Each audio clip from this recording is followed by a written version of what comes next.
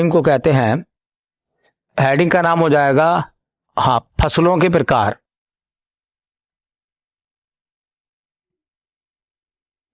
फसलों के प्रकार, एक तो वो मौसम के हिसाब से हमने बताई थी, रबी, खरीफ और जायद। एक आता है, उसे कहते हैं हम आवरण फसलें, मतलब कवर क्रॉप्स। मीनिंग से पता चल जाएगा, आप ज्यादा उसकी चिंता विंता ना करें, लेकिन पढ़ जरूर लें एक बार। आवरण फसलें, और इसको अंग्रेजी में हम कहेंगे कवर क्रॉप्स।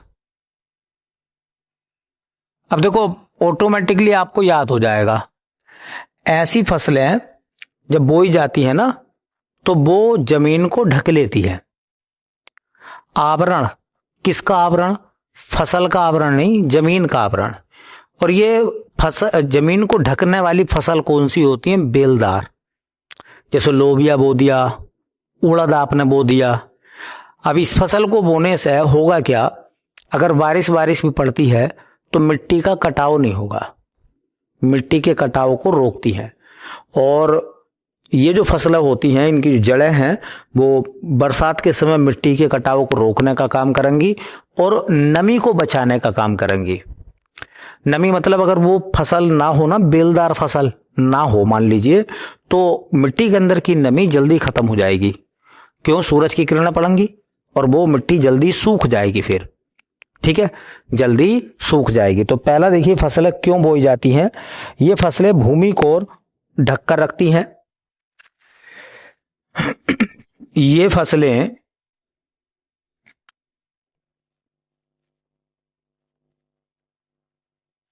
भूमि को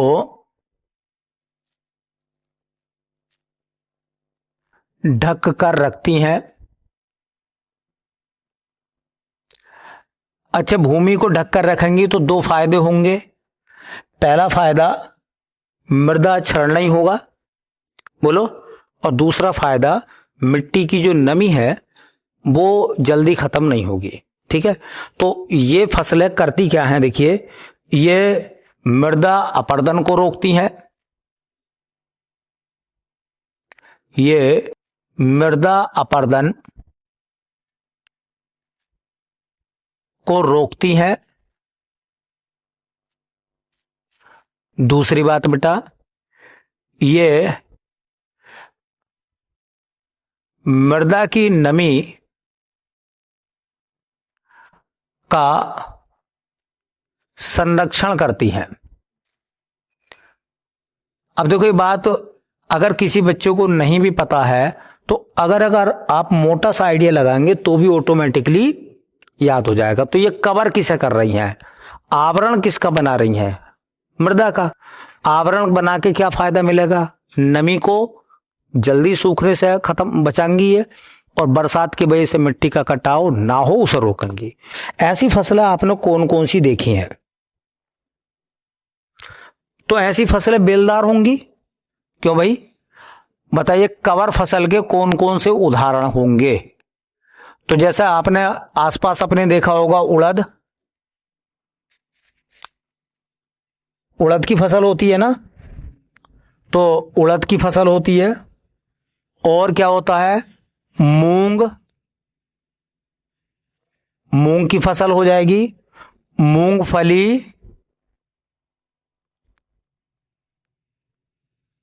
मूंगफली आवरण फसल में आती है। और आप कह सकते हैं लोबिया भी तो ऐसे ही होता। देखा किसी ने लोबिया की खेती है?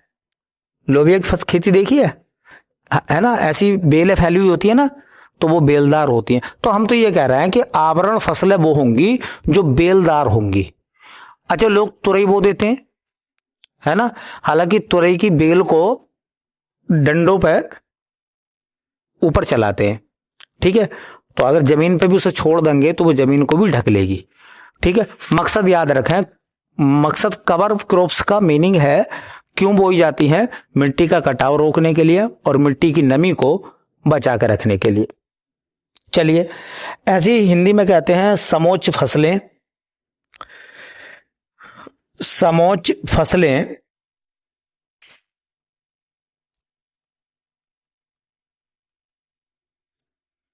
समोच्च फसलें अंग्रेजी में उसको बोलते हैं contour crops. Contour crops, contour crops, contour crops. अच्छा देखो, ये जो फसलें हैं ना, ये अक्सर पहाड़ी ढाल वाली भूमि पर होती हैं। ये ऐसा कंटूर खेती भी कह देते हैं, है ना। और कंटूर खेती को सीढ़ी नुमा खेती। तो ये फसलें तो कोई सी बोलो इसमें, है ना। पहाड़ में लोग धान भी बोते हैं ना, गेहूं भी बोते हैं। तो उसमें देखा होगा एक छोटा खेत है, छोटी क्यारी, उसके ऊपर ऊपर बड़ी छोटी क्यारी, फिर ऊपर ऊपर ऐसा बोते हैं। तो पूरी क्या बन जाती है, एक सीढ़ी बन जाती है। उसे कंटूर कृषि बोलते हैं। इसे सीढ़ी नुमा खेती भी कहते हैं। ठीक है। तो एक तो ये भी याद रखेंगे कि देखो, इसका जो अन्य नाम है, इसे सीढ़ी नुमा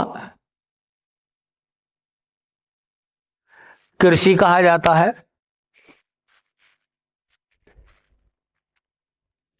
अब ये सवाल उत्तराखंड के लिए तो ज्यादा इंपॉर्टेंट है ना, उत्तराखंड में यही खेती होती है पहाड़ों पर। ठीक है। हाँ, यह पहाड़ी या ढालदार जमीन पर की जाती है। यह पहाड़ी या ढालदार जमीन पर की जाती है।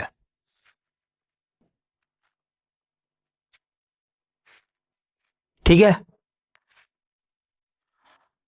इसका मतलब क्या है, इसको करने का मतलब क्या है, देखिए, यह मृदा व जल संरक्षण का कार्य करती है। मिट्टी के कटाव को रोकती है पहाड़ों पर, और जल का संरक्षण, पानी एकदम नहीं बहे। ठीक है। और देखो क्या कह सकते हैं भाई, इसमें जुताई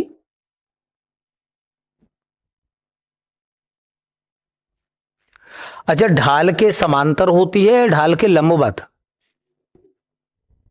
तो उसे समांतर बोलोगे या लंबवत बोलोगे। बट ढाल ऐसा है ना, ढाल मान लो जैसे मेरा हाथ है, ढाल हो गया, तो ढाल के समांतर तो ऐसा हो गया। क्या जुताई ऐसा होगी, तो उसे लंबवत बोलेंगे, ऐसा बोलेंगे, है ना।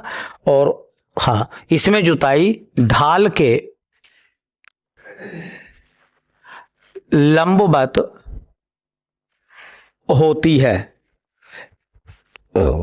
ये एक बार उत्तराखंड में यहां से सवाल था, एक बार उत्तराखंड में कंटूर एग्रीकल्चर को लेकर या कंटूर फसलों को लेकर सवाल था कि बताओ पहाड़ी खेती जो होती है ना, वो किस तरह से होती है। तो उसे हम सीढ़ी नुमा कहते हैं, या फिर हम उसे जो है, हाँ, सीढ़ी नुमा या फिर कंटूर या फिर समोच्च, समान ऊंचाई पर। ठीक है। और पहाड़ों में अक्सर यही खेती होती है। दूसरी बात, क्यों ऐसा करते हैं सीढ़ी बनाकर, ताकि छोटे छोटे खेत बनाकर मिट्टी के कटाव को और पानी के बहाव को रोका जाए। वहां पहाड़ों पर सिंचाई का एक ही साधन है, बारिश। और दूसरा साधन है क्या, क्या वहां पर ट्यूबवेल है, नहीं। और घाटी नीचे है बहुत गहरे में, और नदी नीचे, वहां से पानी ऊपर तक कैसा आएगा। तो जल को बचाना है और मिट्टी का कटाव ना हो। जुताई ढाल के लंबवत होती है। अगर ढाल के समांतर जुताई कर दी तो क्या हो जाएगा, सहरा जो मिट्टी है ना, कट के वो बह जाएगी। और पहाड़ में किस चीज की दिक्कत है, मिट्टी की, बोलो।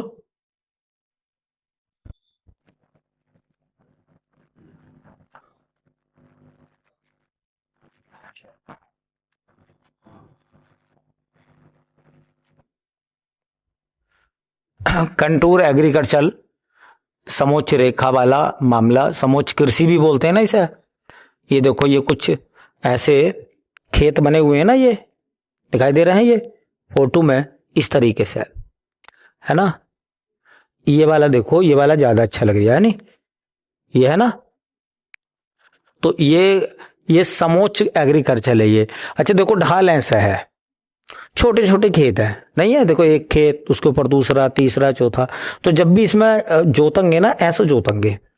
अगर आपने ऐसे जोत दिया तो क्या है ना, उसमें नालियां बन जाएंगी, और जब नालियां बन जाएंगी तो बारिश पड़ेगी, तो उस नाली के बहाव की वजह से पानी नीचे की तरफ तेजी से बहेगा, और तेजी से बहेगा तो क्या हो जाएगा, मिट्टी का कटाव हो जाएगा, और एक खेत कटा नहीं, पूरा खेत साफ हो जाएगा नीचे तक, इस वजह से। ठीक है, कंटूर जरूर याद रखें। क्वेश्चन ये एक बार उत्तराखंड में पूछा गया था, तो उम्मीद ये रखेंगे कि दोबारा पूछा जाए। एक है, उसे कहते हैं रोधी फसलें। रोधी फसलें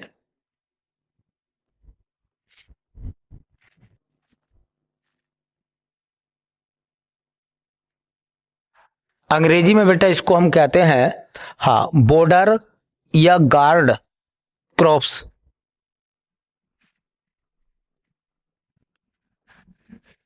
बॉर्डर या गार्ड क्रॉप्स।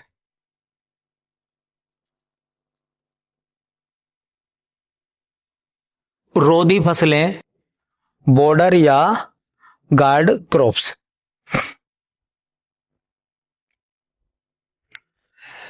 देखिए वो जो थी कवर वाली, वो जमीन पे फैली हुई थी। ये जो फसलें लगाते ना हम, ये मुख्य फसल के चारों तरफ बोई जाती है, मुख्य फसल के चारों तरफ बोई जाती है, ताकि कोई जानवर अंदर ना आए, या कीट पतंगे खेती को नुकसान ना पहुंचाए, या हवा से नुकसान ना हो। ठीक है, हवा से नुकसान ना हो। तो ये जो रोदी फसलें हैं ना, ठीक है, देखो रोदी फसलें क्या है भैया, ये फसलें जानवरों, हवा व कीटों से, ये फसलें जानवरों कोमा हवा कोमा कीटों से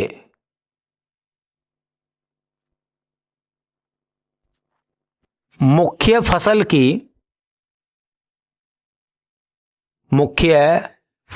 की सुरक्षा करती है।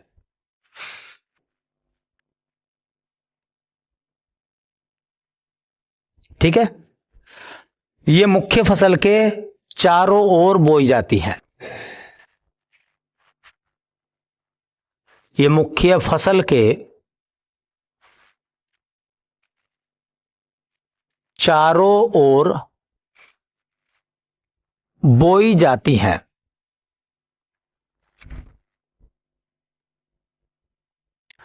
चारों ओर बोई जाती है। वैसे तो अपने अपने हिसाब से किसान बोता है। ठीक है, जैसे कौन कौन सा है, अलसी है, कुसुम है, ढैंचा है। अलसी, कुसुम और ढैंचा।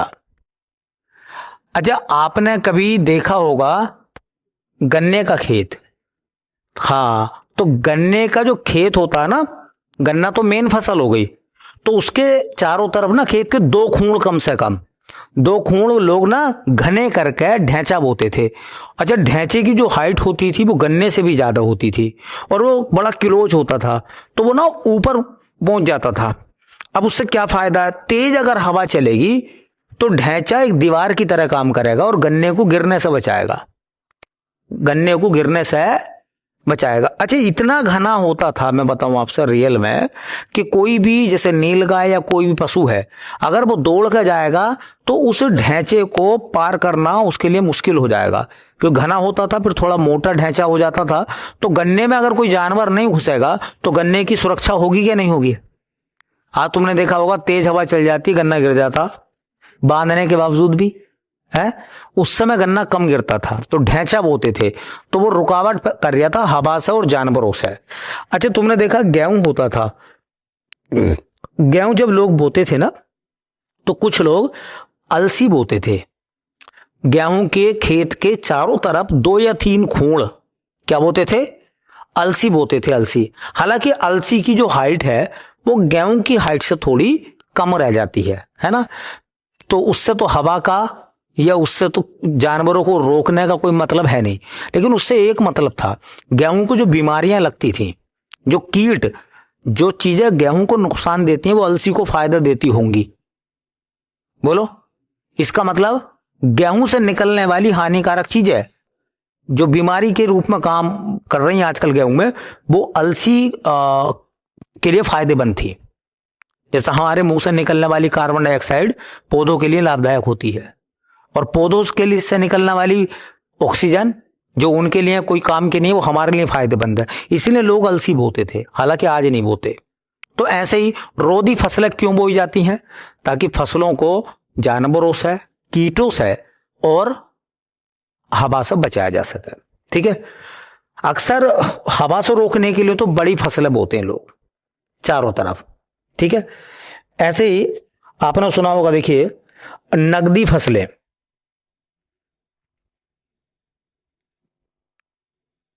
उन्हें अंग्रेजी में कहते हैं कैश क्रॉप। ये भी सवाल आया है, नगदी फसलें, अंग्रेजी में उनको कहते हैं कैश क्रॉप्स, कैश क्रॉप्स।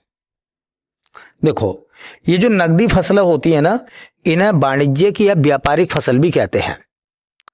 ठीक है, तो इन्हें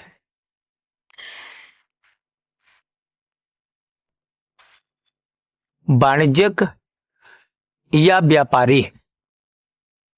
व्यापारिक फसलें भी कहते हैं। एक्चुअल में मीनिंग इनका यह है कि कोई भी व्यक्ति अपनी जरूरतों को पूरा करने के लिए इन फसलों को नहीं बोता है खाने के लिए, बल्कि पैसे के लिए बोता है। अब कितने लोग गन्ना बो रहे हैं? क्या इतने गन्ने का गुड़ या चीनी बनवा के वो खा लेंगे? तो किस लिए बो रहे हैं फिर? कैश के लिए, पैसे के लिए, है ना। तो ये फसलें मुद्रा प्राप्ति के लिए उगाई जाती हैं। ये फसलें मुद्रा प्राप्ति के लिए उगाई जाती हैं। तो बड़ी सिंपल सी बात है, अगर एक दो बार पढ़ लोगे तो पता चल ही जाएगा, है ना। बस याद रखो कौन कौन सी नगदी फसलें हैं। तो जैसे उदाहरण थोड़े से जरूर देख लेना, जैसे गन्ना है, तो गन्ना हम खाने के लिए थोड़े ना बो रहे हैं, है ना। जूट है, कपास है ना, तंबाकू है, तंबाकू की भी खेती करते हैं लोग, नहीं करते, है ना। चाय है, कॉफी है, चाय, कॉफी, रबड़। अब इनमें भी देखो दो वैरायटी है।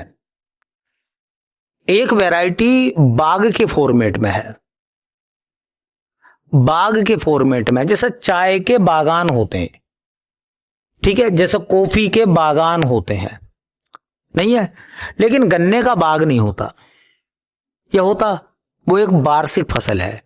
जैसे आम है, तो आम का बाग आदमी अगर लगाता है तो क्या इतने सारे पेड़ जो लगाए हैं, 20 बीघे में बाग उसने लगाया है, सारे आम वो ही खा जाएगा?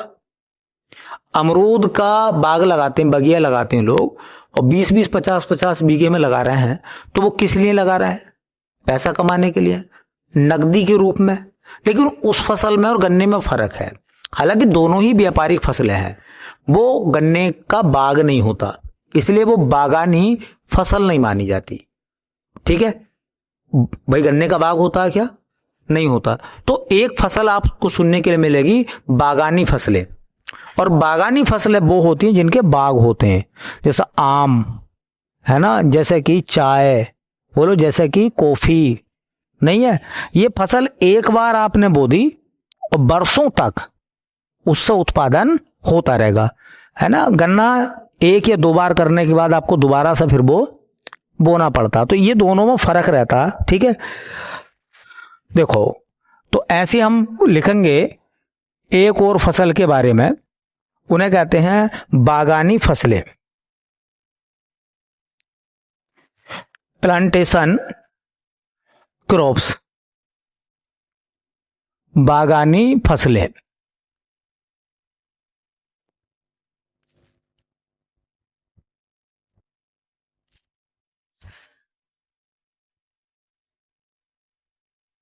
Plantation crops.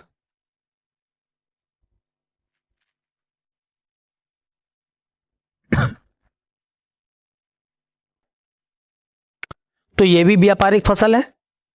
क्यों भाई? देखो ये व्यापारिक फसलें हैं,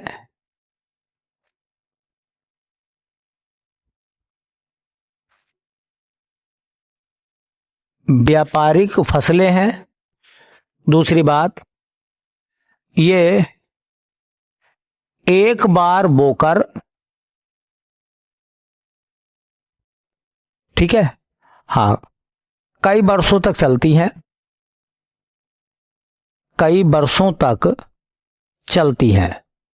इसका मतलब आपने बोओगे एक बार, लेकिन उससे फसल आपको बार बार प्राप्त होती रहेगी। जैसे कि हाँ, नारियल है, नारियल के बाग होते हैं। ताड़ है, ताड़ के बाग होते हैं, है ना। सुपारी है, सुपारी के बाग होते हैं। काजू के बाग होते हैं, चाय के बाग होते हैं, कॉफी के बाग होते हैं, ठीक है, रबड़ के बाग होते हैं, सेब का बाग होता नहीं होता। तो ये सब किस मांगे? सेब है, आम है, लीची है, आड़ू है, जो मतलब पहाड़ों में होते नहीं होते। तो पूछ लेगा इनमें से कौन सी बागानी फसल है या नहीं है। तो मान लो उसने दे दिया चीकू, है ना, लीची, सेब, है ना, और एक दे दिया गन्ना। इनमें से कौन सी बागानी फसल नहीं है? तो गन्ने का बाग नहीं होता। तो बागानी मीन्स बाग। अब उससे आप अनुमान लगा लोगे। पेपर में मैं बताऊं, ज्यादा कोई आपसे डिफिकल्ट बात नहीं पूछेगा, लेकिन कॉमन सेंस आपके अंदर होना चाहिए, ठीक है। नाम से आपको चीजें पता चल जानी चाहिए कि मतलब क्या है इसमें, है नहीं। चलिए ऐसे ये देखो, एक नाम आएगा, उसे कहते हैं ऊर्जा फसल, ऊर्जा फसल या ऊर्जा फसलें, energy crops, energy crops, energy crops.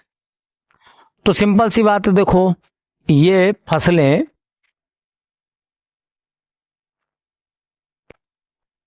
ऊर्जा प्राप्ति के लिए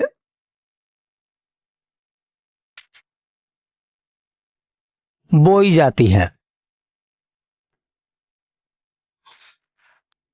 अब ऊर्जा प्राप्ति का मतलब आप ये मानिए एनर्जी के लिए। जैसा कि आज के दौर में अगर हम लोग देखें एनर्जेटिक फसलों को, तो रतनजोत, जिसे हम जट्रोफा कहते हैं, तो जट्रोफा की खेती क्यों करते हैं हम? भाई जट्रोफा उगाएंगे, जट्रोफा का बीज मिलेगा, बीज से तेल मिलेगा और वो बायोडीजल का काम करेगा। यस या नो? बायोडीजल का काम करेगा। या खाने के लिए बोते हैं, भाई कौन खा रहा है, ठीक है। दूसरे नंबर की बात, आजकल तुमने देखा होगा कि जो गन्ना है, गन्ना भी जो है ना, हाँ, गन्ना भी जो है वो कैसा हो चला है, गन्ना भी एनर्जेटिक हो चला है।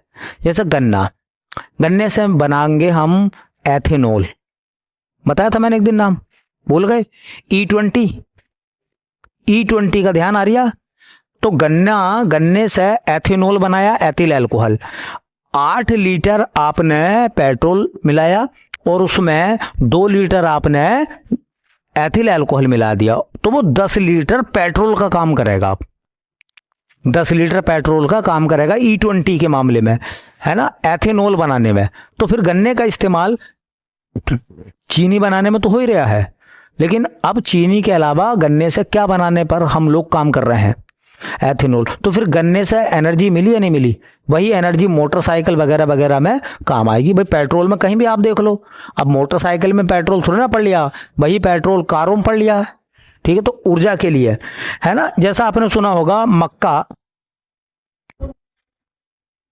तो मक्का भी एनर्जेटिक है। मैं बता दूं आपको कैसे। जैसे मक्का हमें तो लगता है पॉपकॉर्न बनाने के लिए बस है, या मक्का पशुओं को खिलाने के लिए है। अमेरिका जैसे देशों में मक्का खेती करते हैं लोग, पशुओं को मक्का खिलाते हैं, वो दुधारू पशुओं को, ठीक है। मक्का से वो अल्कोहल बनाते हैं। मक्का मीठी वाली भी होती है ना।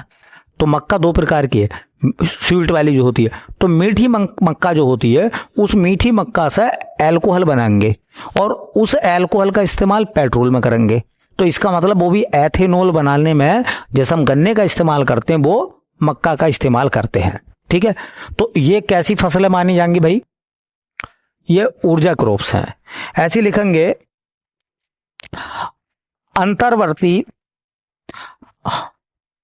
अंतर्वर्ती फसलें। ये अच्छा पॉइंट रहेगा, उसको हम कहते हैं अंतर्वर्ती फसलें। अंग्रेजी में कहते हैं उनको, हाँ, कैच क्रॉप्स। Catch crops.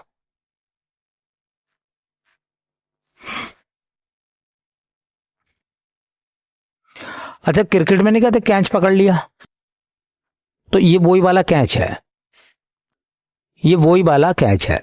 देखो इसमें 2 चीजें हैं। 2 चीजें ये हैं कि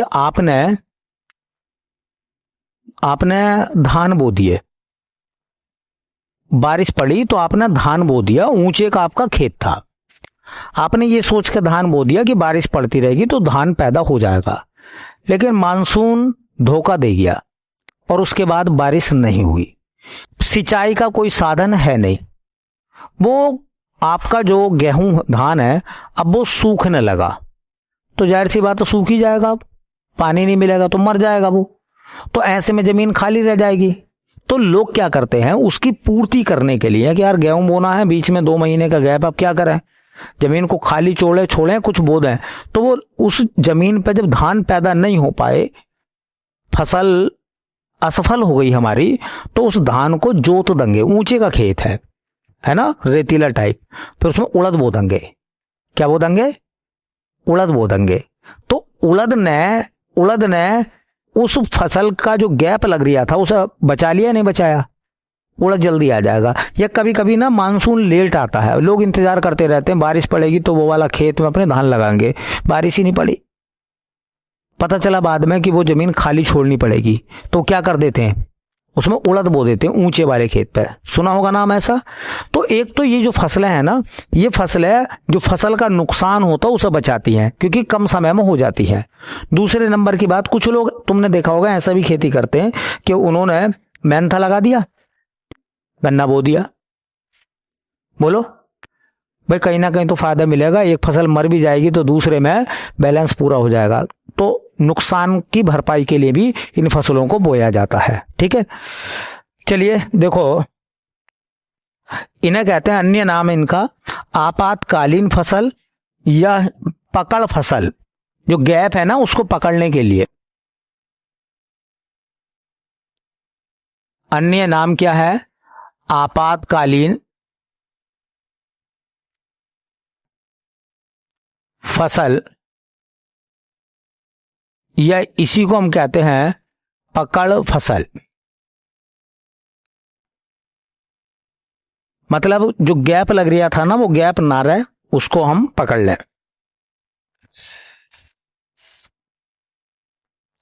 देखिए, यह मुख्य फसल के असफल होने पर बोई जाती है। यह मुख्य फसल के